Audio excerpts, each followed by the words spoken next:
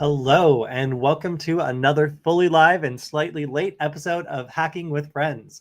My name is Kody Kinzie. I am a security researcher at Varonis, and today there's no Killian again. So Killian is working on another project, but we might have another guest on the show a little bit later today.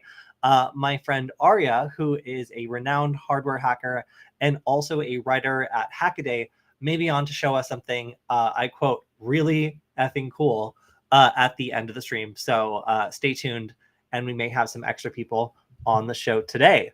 I also want to talk a little bit about some software development I've been doing. And by that, I mean following my own methodology that I talked about on the last stream with AI. So I went ahead and decided to make a pineapple detector. And if you guys don't know what a pineapple is, this is a Wi-Fi pineapple right here. It is a tool made by Hack5 that automates a lot of the functions of Wi-Fi hacking, or at least makes it so you can do like pen testing stuff over Wi-Fi relatively easily. Now, like as a beginner hacker, I didn't really like the Wi-Fi pineapple because it was expensive. This is like a $200 some piece of hardware. And frankly, it is a Linux box that has a couple antennas plugged into it. You could do this with a Raspberry Pi and some antennas. So I never really put a lot of energy into working with this until I started working with Hack5 and got to know them a lot better. And I do have to say, Wi-Fi pineapples are pretty cool, right? Like a lot of people buy them when they go to DEF CON and then go around and use them. And there's some big on switches you can just toggle on in order to have this thing start hacking away that allow you to potentially be discovered. So I wanted to write a little tool that would discover whether or not a Wi-Fi pineapple was running in its kind of default mode in the general area. And I want to talk about how I did that and how it's working out. So hello, everybody in the chat. Oh, wow, we've got a lot of people today. Yes. So especially hello, James. Good to see all of you. And let's get started. All right. So this is my prototype. You can kind of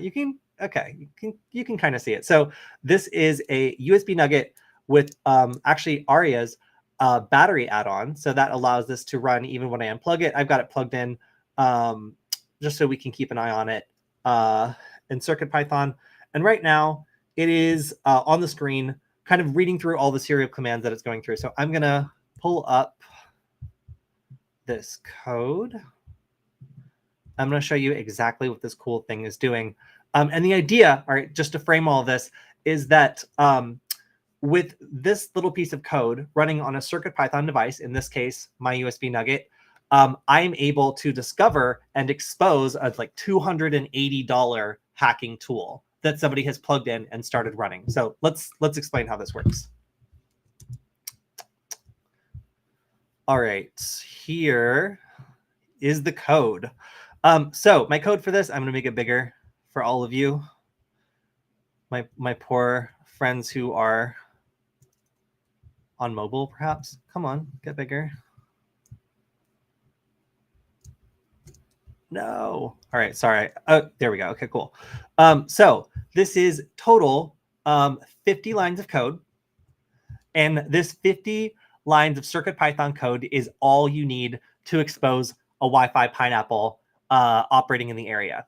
So what are we doing here? How is this able to uncover a pineapple? So when you plug in the Wi-Fi pineapple, by default, admittedly, it doesn't expose itself. You have to go in and turn it into active mode in order to get it to start doing things. And this active mode is, oh, by the way, I have a new microphone. So let me know how it sounds. Is it good? Do you guys like it? If you do, I'll keep it. But anyway, so this active mode will start immediately scanning the airwaves and trying to find devices to attack. So as soon as you switch it on and say, all right, go ahead and go, then the pineapple will begin to look for devices that are trying to connect to networks they've connected to in the past. And then it will create a fake network in response. So this is called the karma attack, or the bad karma attack. And the idea is we have Wi-Fi devices that are calling out for networks they've connected to in the past all the time. And as an attacker, I can hope that some of these networks are open networks and don't require a password. And if that's true, then anytime I hear a device nearby calling out for a network, if I can pop up a network in response, it'll just connect to me. and I have a man in the middle situation. I can start to do all sorts of cool attacks. I can filter their traffic. It really puts me in an excellent position as a hacker. So the Pineapple's goal is to trick clients into connecting to it. So if I, being my disruptive self, want to use this tiny nugget to figure out that there's a hacker out there trying to use this Pineapple to get me to connect, let's give it to them. All right, like let's go ahead and shove this thing right down the attack path of the Wi-Fi Pineapple and make it so that not only does it try repeatedly to connect to a network, it also, if it actually is able to connect to this network and gets an IP address, alerts me and tells me, okay, I'm putting out impossible network names that don't actually exist, and I'm able to connect to them and get like an internet connection or get an IP address assigned. That is how this turned out, but it's not how I thought this code was going to go.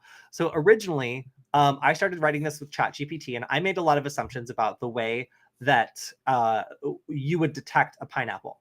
So first, I was like, all right, if I'm looking for a karma attack, then I can put out a bunch of probe requests and see whether or not a fake network has popped up. So I wrote some code, or I had ChatGPT write some code with me to like send out these probe requests. And then I switched the microcontroller into monitor mode, and I started listening for beacon frames, trying to see if any of those beacons matched the network I had just put out. So the thought is a beacon frame advertises, networks. So if the Wi-Fi Pineapple is working, it should be broadcasting beacon frames that match these probe requests that I'm putting out. Oh, sorry, I hit the mic. Need to move that back now. The other one's above my head, so I've never had that problem. So anyway, like I thought that by doing this like sniffing and looking at beacons, I would be able to detect a Wi-Fi Pineapple, but I was wrong. It didn't work. It turns out that the Wi-Fi Pineapple doesn't really do that unless it has to. Instead, it'll look for devices that are attempting to connect to these networks and then skip straight to an authentication request, or do a directed probe request that doesn't show up for other users. So because you can make basically like directed beacons where only one device is able to see this network you're popping up, the Pineapple actually has a couple of very sneaky ways of protecting itself. That means it's kind of hard to actually find it. So my code wasn't working, but I was getting this weird bug where in the loop where I was getting the nugget to try to connect to this imaginary network, sometimes it would actually connect and crash my code. So I realized the Wi-Fi Pineapple was actually successfully responding in time to allow this little device to connect and then get an IP address. So I was like, okay, maybe that's a more simple way of writing this code.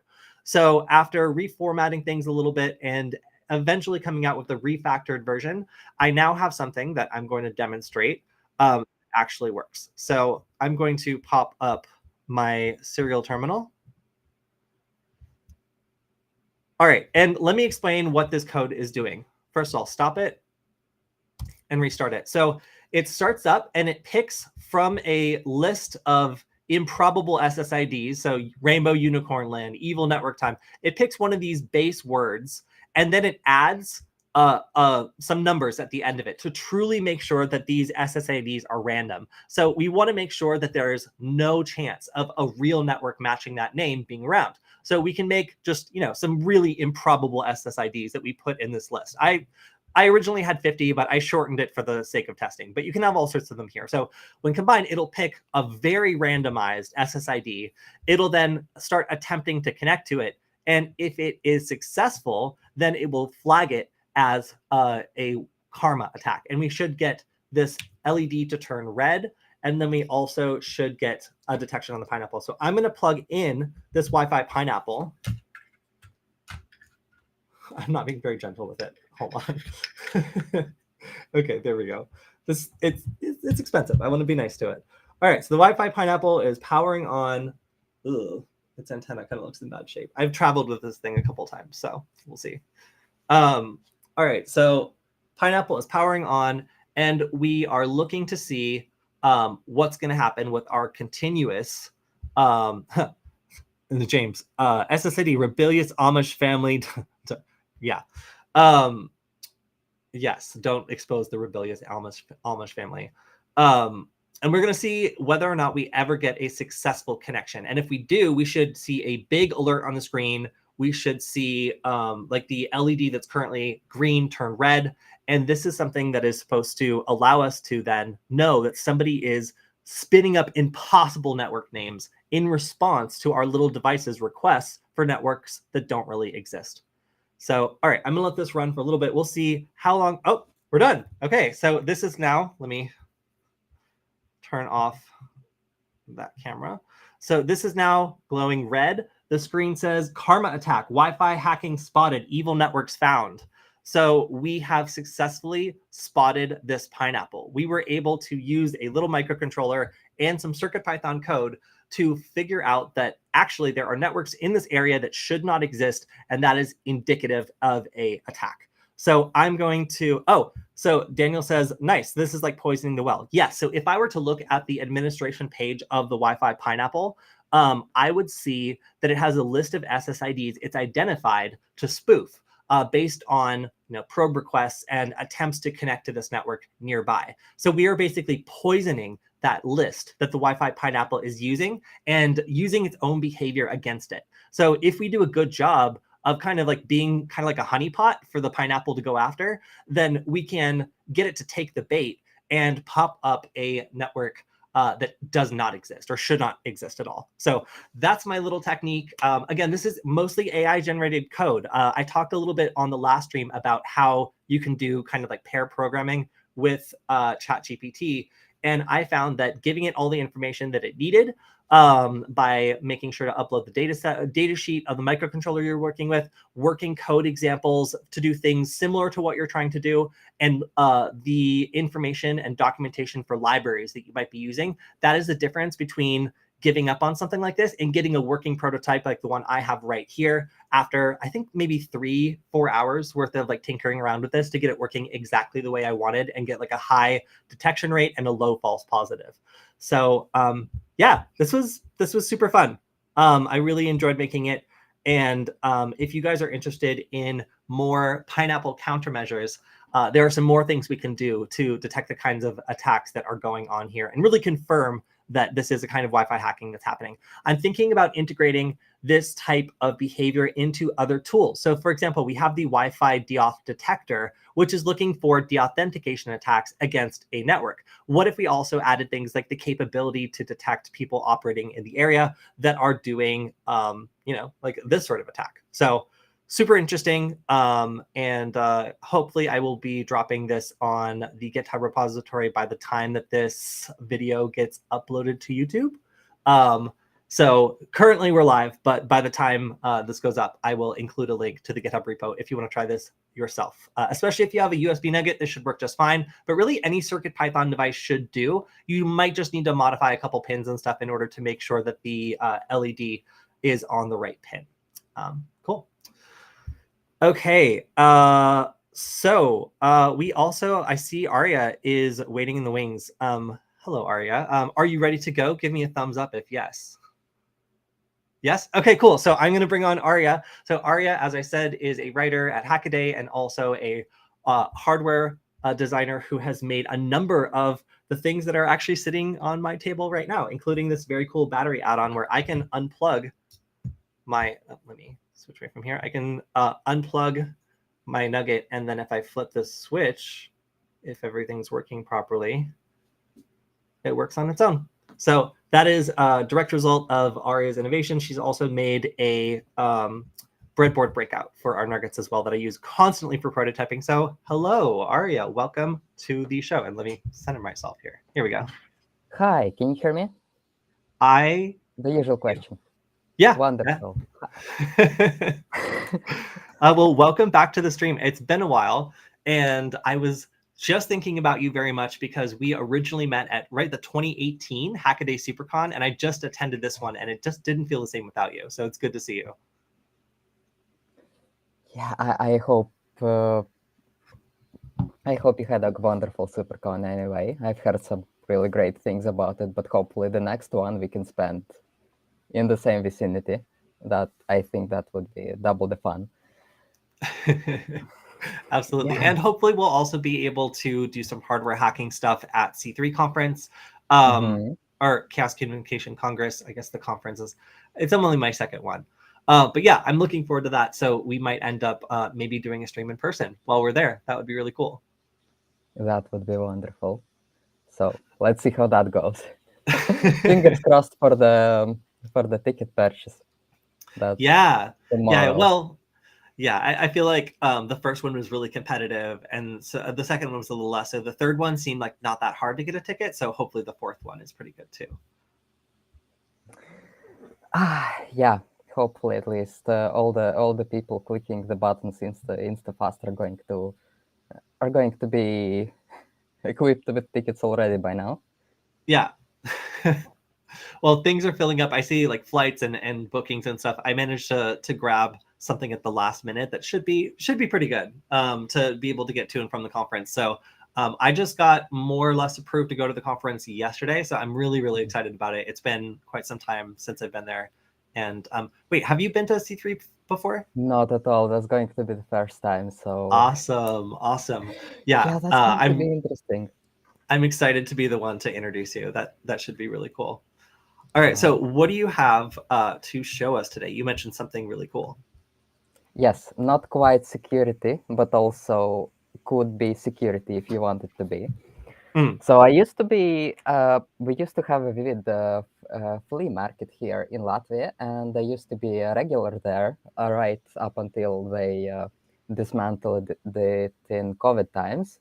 And people would usually give me tech that's not fit for consumer use, about like kind of like that. So I have collections of things I could hack on any given moment. And there's, for example, this bag full of GPS navigators of all kinds of shapes and sizes.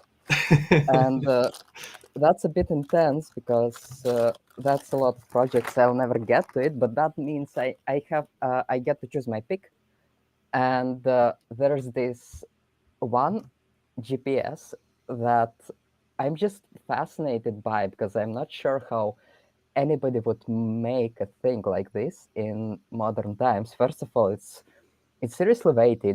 It's as if they built it to a standard that just is too costly to produce normally. Like these parts are metal, but there also appears to be some sort of like GPS signal transparent thing in here. It's heavy to the touch. It's also apparently Windows powered, which is it's a cheap sticker, but also such a small device that used to run Windows even for ARM is a fun thing to hold, and it consists of so many pieces. You would not see these many pieces like a separate frame and separate plastic thing and the orange frame, and half of it is metal, and there's like two different plastics involved. I'm not sure who built this because it's designed to the kind of price that people don't usually pay for GPS navigators, and it feels nice to hold. And it's also decently thick, and inside of it there is some fun stuff, like the usual fun stuff. Um, oh, yeah, this case is just, it's not using clips, it's using tiny screws, which is a bit unprecedented for this kind of build. And it has the motherboard, all right. It has foil, like copper foil on the board. It's some high-end thing as far as things go for Chinese GPS market of those times.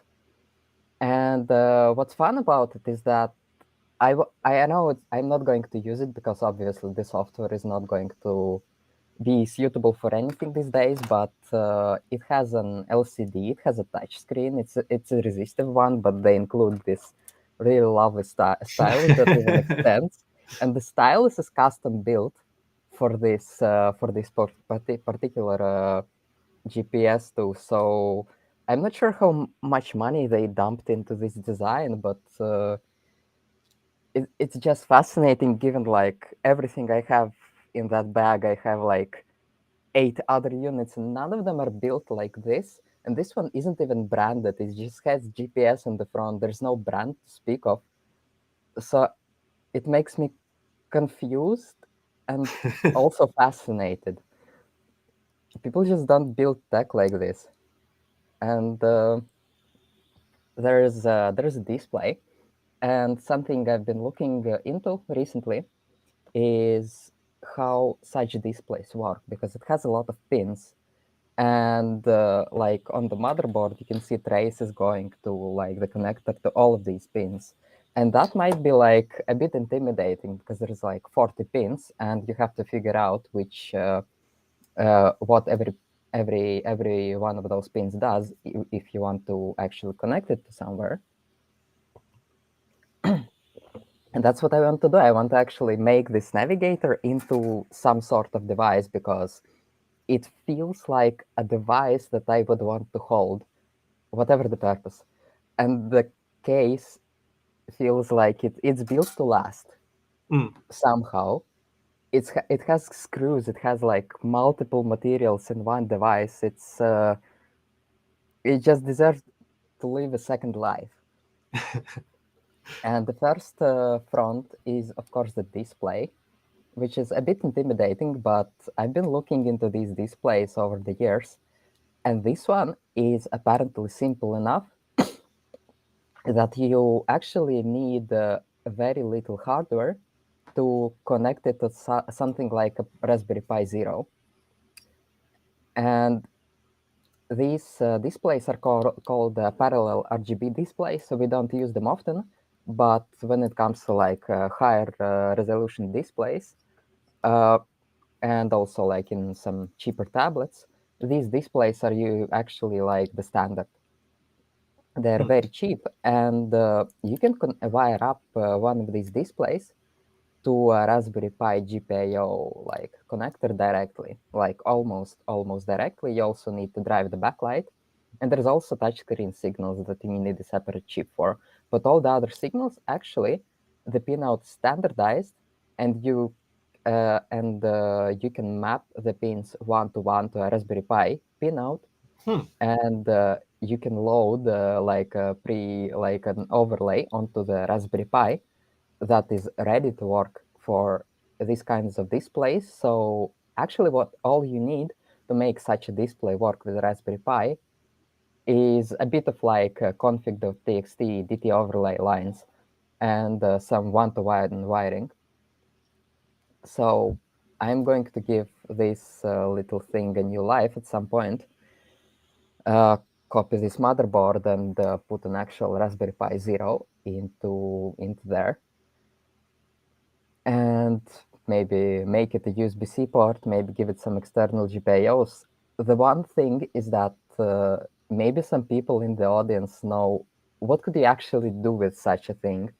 The display is like 500 by 300 kind of resolution, and it's a color display with a touch screen, but what could you actually do with it? Like, you can have a GPS there, you can have Wi-Fi there. What kind of purpose do you all imagine such a device could fulfill? I mean, you know that I would just make a war driving tablet with it. Yeah. But okay, a couple things. One, first question, did you say Latvia? Mm-hmm. Yeah, yeah. And the second was just pointing out there's probably a lot of personal information that's left on those tablets, like locations. Like, do you think that it stores like history or like other like people's home addresses, stuff like that?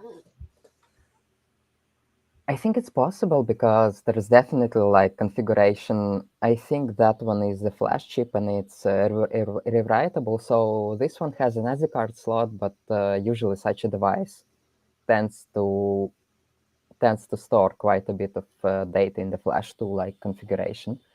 And I'm pretty sure you could read this chip and eventually figure something out, because it's probably such like some kind of fat file system in there with a Windows install and certainly a few files that you could read. What you need to do is desolder this chip and then plug it into a programmer, which is like $50 to $100 for a programmer that is able to read and rewrite these chips.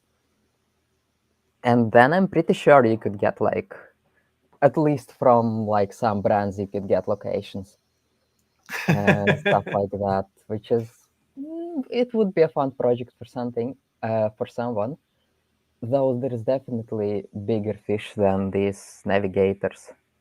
I would guess like mobile phones, they store that and more. though at least they have the erase function that people could click.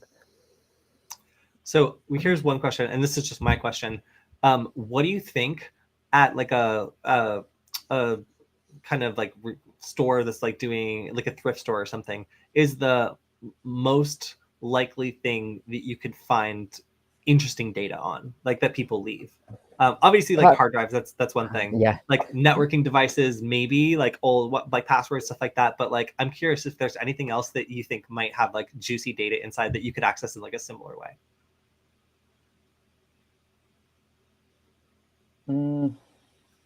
I've still been wanting to do, an episode on going to a Goodwill and just buying something, that's used, and then like seeing what information is still stored inside of it.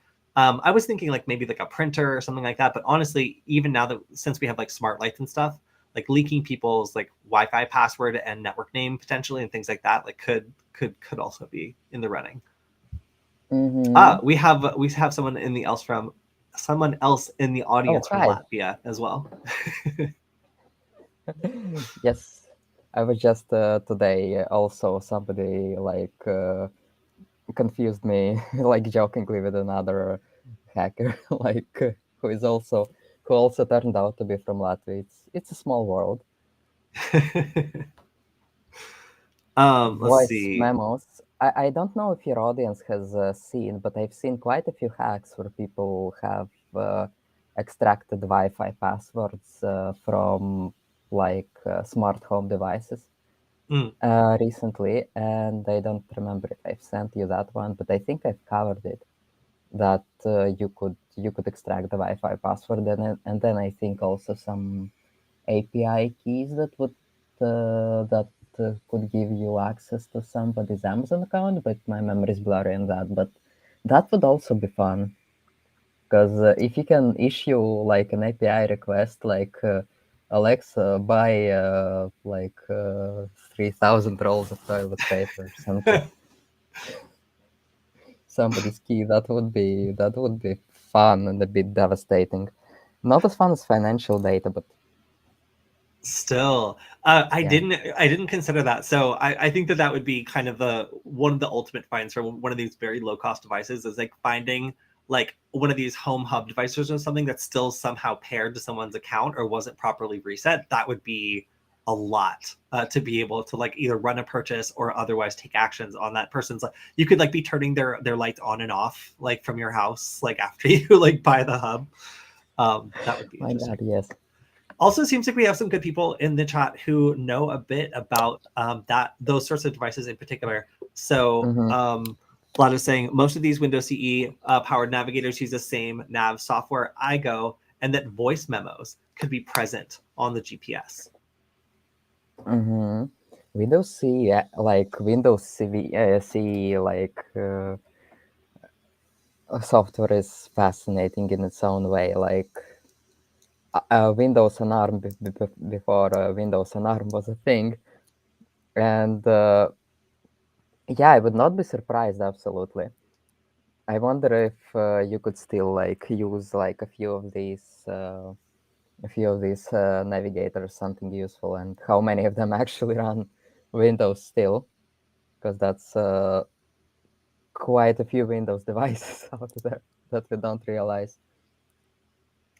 And All right, here's an interesting one. I've extracted my neighbor's Wi-Fi password from an unsecured ESP32 running some kind of IoT firm or broadcasting an unsecured network. Didn't even need physical access. So I believe that either via disclosure, like having the system settings just exposed for everyone, or using like default credentials. Like a lot of the time, you'll have something like here's how that happens. You'll have something like WLED. You'll connect it to your home network. It'll disconnect from that network or get disconnected or lose its connection and then revert back to having its access point, which just has a default credential, WLED 1234. And then anybody can connect to it and potentially extract your credentials from that smart device. So yeah, that's a real thing that happens. And apparently it's not only happens, but somebody in the chat has seen it happen. yeah, it's fascinating. Just how much you can find on the intersection of modern tech that's broken in some fundamental way I when can't it even comes believe to this. people. My neighbor uses his personal email address as his Wi-Fi SSID. I told him years ago, and he still hasn't fixed it. That I have only seen that in the wild twice in my entire life, and I immediately emailed them. So I can't imagine like how much email that person gets, because you're just like you're putting that email address in way more places than it would normally end up with just having one registered on the internet. I don't know. It seems like a pretty wild thing to do. I've never considered doing that myself because it seems like a bad way to get some attention. Oh, so also I wanted to point out a video that we put out. I think it was either yesterday. No, I think it was yesterday. About Hackaday SuperCon. Arya, did you get a chance to see the video that I published on this channel about the conference and some of the cool stuff I saw there? Oh, not yet. I should absolutely watch because I've only seen cool things happen out of there. That sounds like a hood. I should check it out. So I wanted to show you two of the things that made my cut for like the most interesting things at SuperCon. Let me pull one of them up and put it on my screen and share that screen. All right, can you see that? Mm-hmm. Okay, cool. All right. So yeah, we have all this cool stuff. Everybody is awesome. But, and I found these. I also I love these LED ropes, like these like fairy lights or like whatever they're called on AliExpress. Have you worked with these before? No, they look great. What's is there like they're individually controlled? Yes, so it's Yeah. NeoPixels built different. Yeah, it's like it's basically they're on like steel wire that's got like silica over it, and they're kind of hard to Mm-hmm. like strip, but they're super bendable, and like they're not like shape formable like traditional LED like strips, where if you Mm-hmm. like bend it too much they'll crack or whatever. These ones are like Mm-hmm. actually perfect for like garments and stuff like that. I'd never seen them before, Yeah, but I bought like 20 meters of them from AliExpress as soon as I saw it. So I have a big spool of them waiting for me sometime soon. that's wonderful for art stuff and for wearables. Yeah. Okay, so I'm curious, have you seen this project? Since you're like part of Hackaday, like have you seen the Core 64? What the hell? No. Okay, so this visualizes core memory. So basically, what the way they explained it is like this will is like writing data to these core memory segments that you have to like wire yourself, Uh-huh. and it then visualizes the state of that core memory on the LED matrix in the back. So you can use this little magnetic stylus to literally like destroy data on the core memory, and then it shows the destruction of that data like visually as you do it, um which is super cool. It's really interesting, and they're talking about how like it's using like core memory from the original like not from the original Apollo program, but the same type of technology. So it was cool. It was really interesting. Have you seen that project? No. No, that's fascinating. What the hell? Have we not covered that yet? Right, like i I was i was amazed. It was so cool. Yeah, All right, so the it's last one I wanted to get your opinion on. Originally, the logo of this next project, I thought it meant like no ladies, and I was like, why would you put that? But it's jumperless. It's a lady that's jumping, and it's got like a Mhm. like strike out. But it's a jumperless breadboard. Is this thing? Let me find. Okay, here we go. So Yes. this, have you seen this? Yes, it's like people have been trying to do such things for a while. I remember kind of working with a project that was doing the same with some really cheap chips, but I'm glad that somebody has taken this concept and finally taken it to do something wonderful, like the whole concept of it, because that's the kind of thing you could do a lot with only if you only put enough effort into it. Yeah. So for people who don't understand what this is, do you feel like you know enough about it to explain like what this does? That's cool. yeah, you can notice the immediate thing you can notice is that there's resistors and there's chips, but there is no wires involved, like no jumper wires to speak of, and that's because the chips on the back are responsible, are basically the wires that you can configure any way you want, and you configure them on a computer screen. And this helps this this helps make like the entire experience all that more fun. And it's also seriously easy to rewire whenever you need it. You don't have to deal with jumper wires being finicky, and it just is it just is cool in this like futuristic way that you don't see a lot of things being this futuristic, if that makes sense. Like So the one question wires are a is serious that a problem with the visual clutter as is well. that a digital audio converter? Mm, that's a digital to analog converter. But that's close enough because it's all often used to make audio. So yeah. Nice. Cool. Yeah, no, I think of all the stuff I saw, there were a couple like standout things. Obviously the badge also was incredibly cool. I Mhm. helped out soldering like a bunch of the badges, and the fact that they were running a Raspberry Pi Pico was really interesting. A lot of people have been doing cool stuff with Raspberry Pi Picos. So I assembled a lot of these, and they had these gorgeous like round TFT displays. And then of course the Pi Mhm. Pico on the back, and yeah, it was quite a badge. This is one of my favorite badges that they've done for a while, and of course it was a vector scope. Do you know? Do you want to explain like what the badge was for people that haven't seen it? Oh my god, I could try, because I mean, just on a general level. it's a Pipico. It has this gorgeous display that's like 200 by 200 or 240 by 240. It's color, and what it can do is take in analog signals, which, if you have ever seen oscilloscope vector art, where an like oscilloscope, this box with this small CRT display, is drawing some seriously beautiful shapes just with its like green ray. Well, this is that, but reproduced into a non-CRT world, and it also can work as a badge with a beautiful round display, something that we don't get to play much with.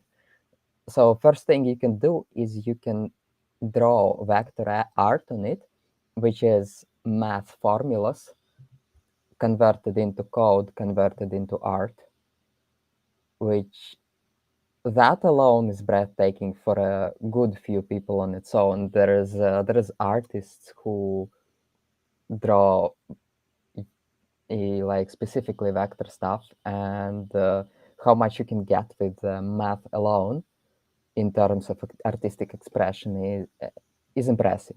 Is impressive, and then of course you can also it's got a ton of buttons. It has a lovely screen. You can plug a battery into it as well, and I've seen like I've seen people do like a specific scope for multimeter use, and yeah, you can produce music with this board as well. It has outputs. Uh, You said that so at the exact same time that Vlad said oscilloscope music. yes, yes, yes, and it's what I like about badges is that it's a playground for people, for thousands of hackers to come to a conference and try to express their creativity into like a certainly shaped box with a certain like amount of tech, with a certain range of tech in within like 1 or 2 days. So badges are kind of mini hackathons. uh, I believe every time we do this, we also like closer to the end of the conference, we also have like a separate small event, maybe like half an hour, where we show off badge hacks, like all the things that people managed to create using this badge as a jumping off point. And this year we have done that as well. And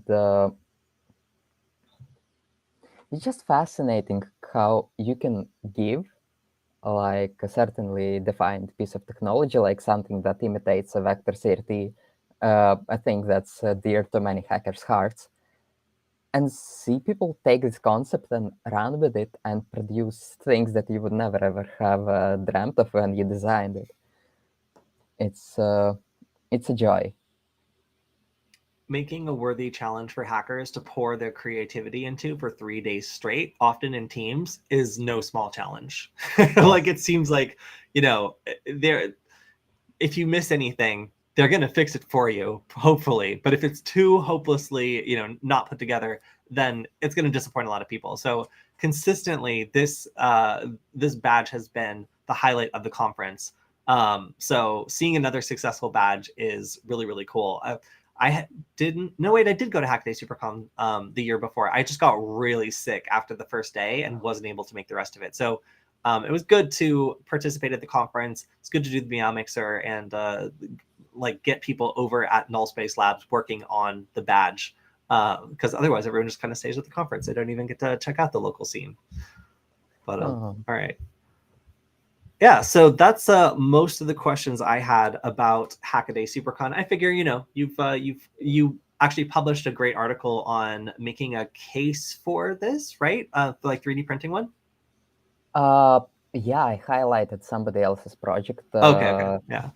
Yeah, she just took like as soon as like one of our editors published the badge PCB files. One of people on our Discord, she's like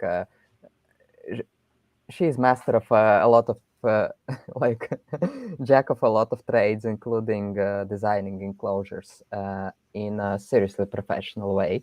She has a ton of experience in that, and she's took like the bare PCB files and found like exported them into a like exported the board into a 3D view, found all the components, like all the 3D models for them, merged them together, and designed a case. And I think that took a day or so, and she did it at the right time. A ton of people have printed out this case. Like she then did like an entire collection of pictures. Like, because I also rushed to publish it like a week uh, before the conference, so that people could actually print the cases out before the flight, like to Pasadena, and we pulled it off, and there were like dozens of these cases at the conference. And of course, like the display is sensitive, and the buttons can be sensitive as well. And this case just blew the protective aspect of the like of the badge right out of the water, in a way that often like you can have like when there's a PCB and you're just handling like this without any protection, often things break off, and the display is also fragile. And there is a potentiometer that also broke off for some people. Like when you manufacture like hundreds of any boards, you're going to get problems. Like some things just statistically are not going to be soldered perfectly, and things happen. And having a case for your badge means that you're not going to be left mid-conference with a broken case. And also you can print it out in different colors. Like I've seen some people print out like this design, but in a seriously gorgeous way, where the colors are changed mid-print. So the faceplate is one color, and the entire other, like the remainder of the body, is other color. And it just was yet another field for hackers to express themselves. Like there were modifications of this badge as well, of this case. It's yet another way how any badge is a playground to behold, to be honest. Yeah, I was amazed by how everybody brought their own personal specialty into the ring and like would do something that they were particularly good at, and seeing like a custom case come out within 24 hours of the board files being like dropped on the internet, like that's something that only like Hackaday, like SuperCon could pull together, I feel like. And quite a few of these, quite a few of tech communities, to be honest. Like, but yeah, it's fascinating how much communities can come together when we all have like a shared goal of meeting up for a weekend and geeking out and just having fun and finding an outlet for our like creative expression while hanging out with friends. Well, look forward to C3 for the exact same thing, hopefully. Yes. Cool. I Well, wonder all right. that. I've got now, let's see, about like 15 minutes to go through some of the news from this week. Aria, do you want to hang out for the news segment, or do you want to move on while I go over the cybersecurity news this week? Oh, I would hang out. I mean, but yeah, I'm not much for talking anymore. Just cutting down a lot of talking.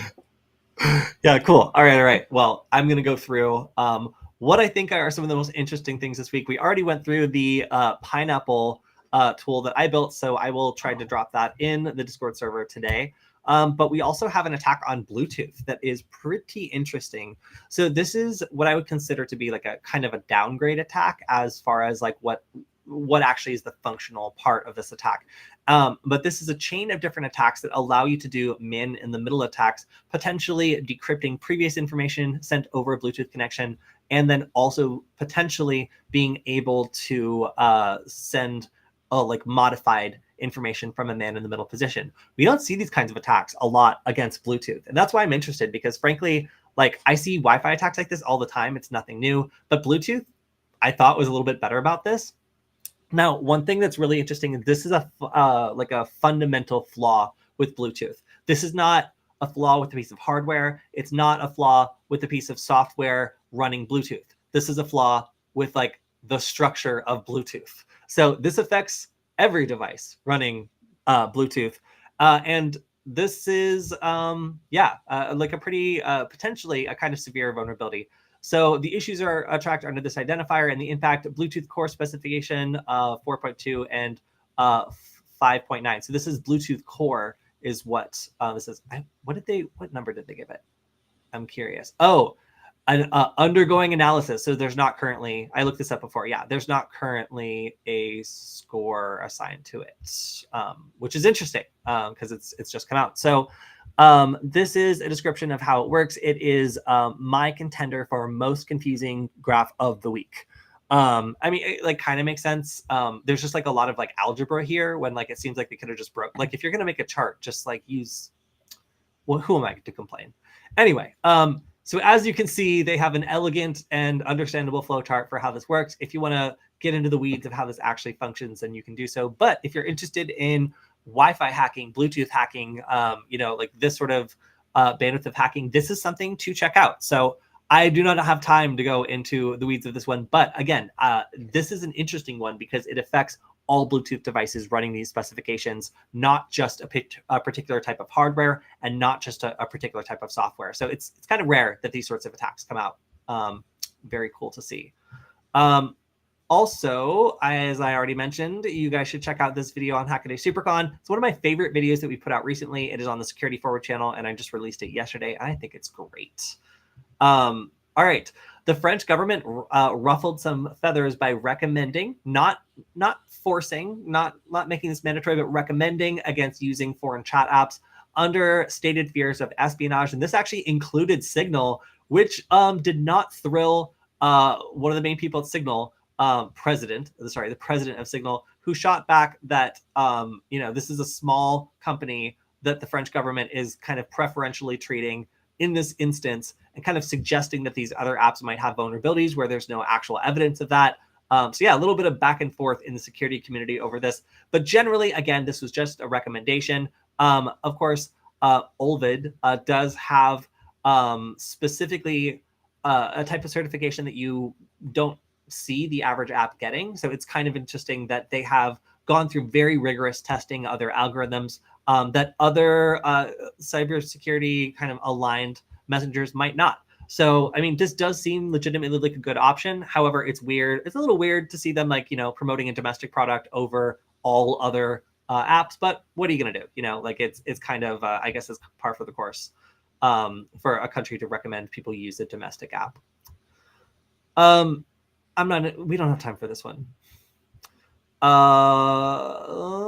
Okay, this one is interesting. So it turns out that it's possible to install UEFI boot kits through a custom boot logo. So if you've ever tried to put like a custom like splash screen on your computer when it boots up, this is actually a vulnerability that allows attackers to put a malicious image in an unsigned part of a firmware update. So they can take a regular old firmware update and then they can add a malicious custom boot image into an unsigned portion. And then if they have access to the computer, they can upload this and install they're calling it a boot kit, which basically compromises the computer at boot and can be extremely persistent and very difficult to find. So interesting attack vector, like the fact they're using like a customization to actually deploy the attack here is the result of research into how you can use some of these custom settings to compromise a device. So yeah, again, mostly interesting in the way that it compromises the computer by using customization, which is outside of the signed portion of a firmware update. Apple and Google are both issuing emergency fixes. Typically, we see this for mercenary spyware groups or nation state groups, which are going after, like journalists or like other people who are frequently targets of these sorts of groups. So as Google's threat detection group, or TAG, activity analysis group, threat analysis group, as Google's TAG and Apple security team release these emergency fixes, they're being a little vague about what the details are because these are being actively exploited by these mercenary spyware groups or by state-backed actors. So frequently when you see these emergency updates come out, that is what they're talking about. So we see a pair of them this week targeting both iOS and Chrome devices running Chrome. So that could be Android devices. So it looks like this pair of actively exploited zero-day vulnerabilities was probably being used against, well, for one, definitely iOS devices, and two, speculatively Android devices. And it even notes here that it was likely exploited in spyware attacks. All right, next up, we have Capitol Health hospitals hit by a cyber attack. This caused IT outages, and they had to shut down a lot of non-urgent elective surgeries. It seems as though I believe that there was not a ransomware attack on this one. However, it's going to be down for at least one more week, and it looks like information may have been stolen. We also have Staples reporting a cyber attack. This is not their first cyber attack. They kind of go through this. I'm not going to say often, but it's happened a couple of times before. They took down some of their internal systems, and it is affecting online orders. But overall, there's no sort of demand or anything. And people on Reddit are reporting that the system is still down. We also, I'm not going to do this one. No, I don't care. All right, so this one's interesting. So there's a new type of Android malware that is using virtualization to get around code analysis, and is basically popping up a virtualized container, running all of its malicious stuff inside of that, and then getting away with kind of acting as like a hidden pocket for all this malicious code that would normally get flagged when it was scanned to run in. So this is a novel and interesting technique using virtualization as kind of a black box to hide code in, and it gets around a lot of the model, a lot of checks at the model that Android currently uses to keep infected apps out of their Play Store. It kind of gets around that with this behavior.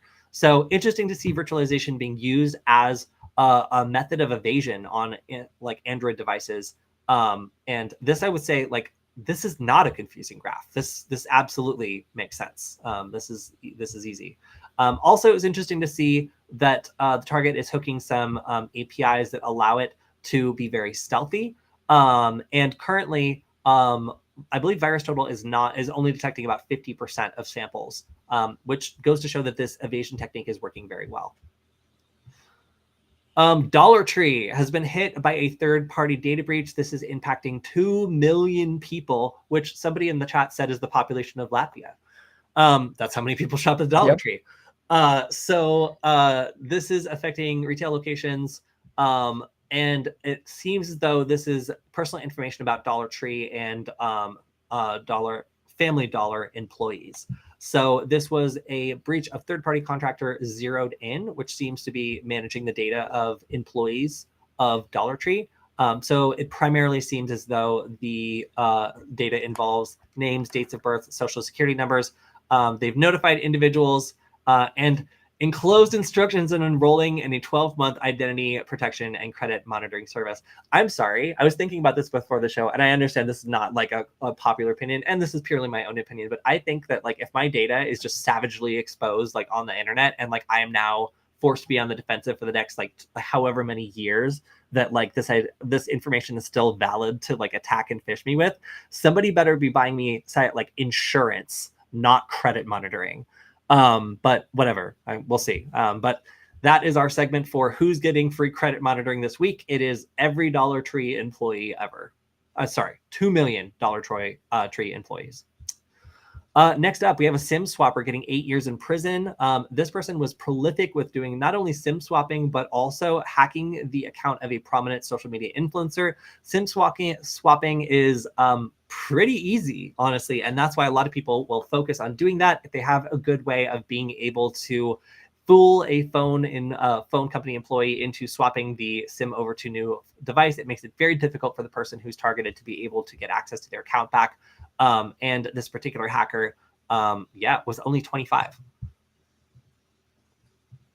Next up, this was crazy. So hackers believed to be aligned with the Iranian government affected PLCs connected to a water facility and began doing some sort of malicious activity before the system was shut down and switched to manual control.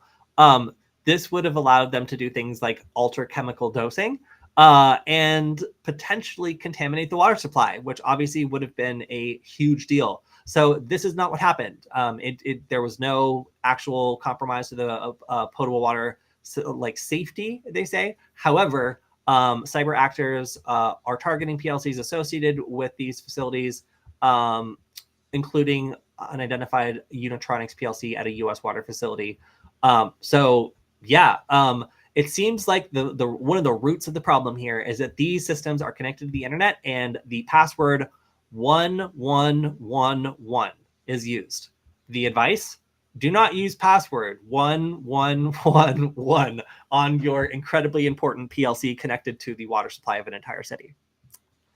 Next up, the Japanese Space Agency was hacked in the summer of, when was it? Okay, it's in there somewhere. But they were hacked in the summer. It looks, this article certainly makes it look as though the suspicion towards this is cast towards China, as there have been a series of incidents that have been traced back to China targeting the space program. And some of these aliases, Bronze Butler and Stalker Panda, are also, I don't know about those. But either way, it looks like there was the data breach here. They're not really sure what the information that was breached was yet, and they are continuing to investigate. Breezing through it today. Next up, we have the United States continuing to go after hackers like Lazarus, which are not reachable because they are hacking out of North Korea, by going after the cryptocurrency mixers that they use. So once they get cryptocurrency, they have to launder it. And these crypto laundering services, which operate as crypto mixers, are increasingly being targeted because of the amount of volume of stolen Bitcoins that go through them. So Sinbad is only the most recent. There have been a number of other cryptocurrency exchanges affected by this crackdown. And we saw also Binance getting slapped with criminal charges, and also the CEO pleading guilty. There's a lot going on when it comes to like crypto exchanges and mixers that allow state actors like Lazarus to move cryptocurrency that they got in these cyber attacks. All right. Okta has also disclosed that the October data breach actually affects all customers that were using their support systems. That's the long and short of it. We saw that some attacks were actually using the files shared during support discussions to log into other companies' Okta dashboards and do all sorts of bad stuff. Didn't seem like that happened in a lot of cases, but it does seem as though this attack is still having information kind of dripping out about what went on. And in this case, it does look like more people were affected than originally thought by the access to this support system. Next up, DP World, which is a logistics giant, confirms the data was stolen in a cyber attack, and they say that no ransomware was used. However, it still shut down two different ports in Australia, and it was only, I think, 8 days later that they were able to clear the backlog. Next up, police dismantled a ransomware group which seemed honestly pretty stealthy and was using platform agnostic techniques to execute ransomware attacks. A lot of these people were located in Ukraine, and they used a variety of different ransomware families, Locker, Goga, Megacortex, Hive, and Dharma, to attack victims. So because they were kind of just this shadowy group that was using whatever type of malware they could get their hands on to go after victims, this is I would describe them as a ransomware affiliate group that's operating to bring in a profit for themselves by using code that they didn't write to attack victims that often they can buy from a initial access broker online. All right, almost through it. Ardent hospital ERs have been disrupted in 6 different states after a ransomware attack. This is a pretty big deal. Like, once you ransomware a hospital's records, they can't treat people because of allergic reactions and other things in their medical notes, which could potentially cause an adverse reaction. So that means surgeries are off, medication can't be administered.